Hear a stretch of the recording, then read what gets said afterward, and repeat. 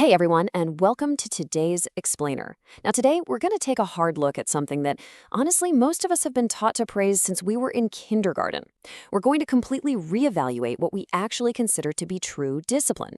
So get ready to shift your perspective a bit, because we're unpacking a really fascinating concept called the instruction follower trap. Okay, let's dive into this.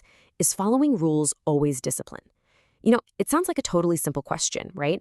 But it actually boldly challenges some really deeply held views we have on obedience and structure.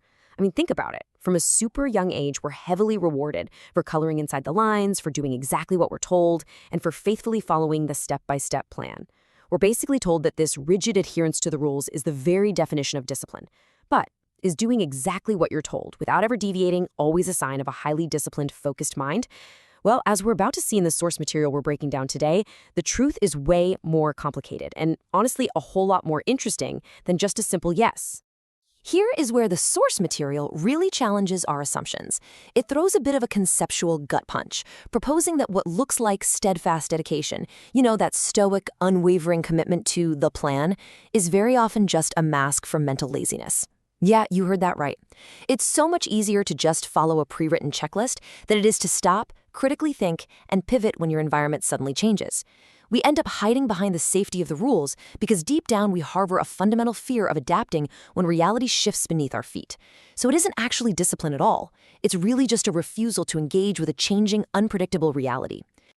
Section 1. The illusion of discipline.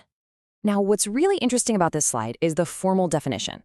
The instruction follower trap is the phenomenon where sticking strictly to the rules is driven by mental laziness and a fear of adapting to shifting realities, rather than actual discipline. And this gives the whole phenomenon some serious weight.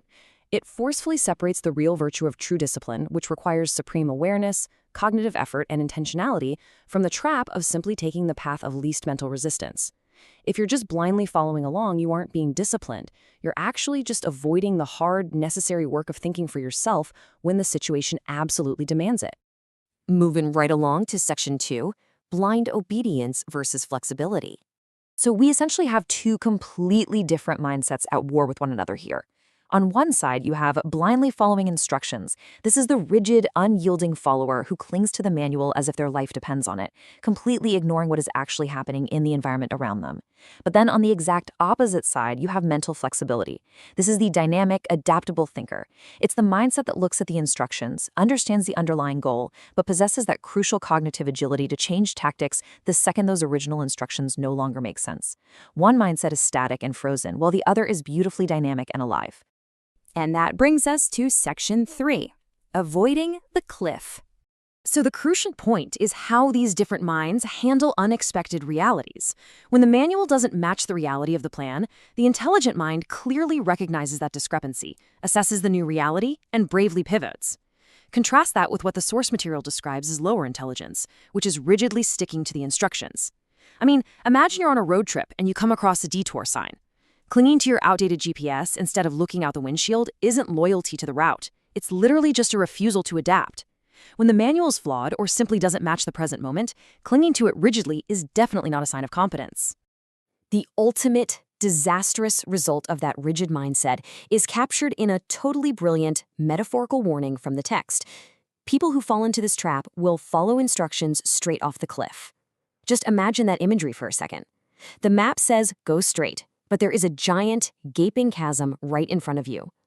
The instruction follower is so terrified of deviating from the written plan and so mentally resistant to adapting to the new reality of that chasm that they just keep walking. They literally follow the rules to their own complete destruction. It perfectly illustrates the inherent, massive danger of turning off your critical thinking just because someone handed you a step-by-step guide. And that brings us to the most important question of this entire explainer, and the one I really want to leave you with today. What will you do the next time the manual doesn't match reality? Are you going to recognize the shift in your environment and bravely pivot your strategy? Or are you going to fall back into the false comfort of mental laziness, close your eyes, and follow the instructions right off the edge? Think very carefully about that the next time you find yourself blindly trusting the plan. Thanks so much for joining me to unpack this fascinating concept today. Keep thinking flexibly, and I'll see you in the next explainer.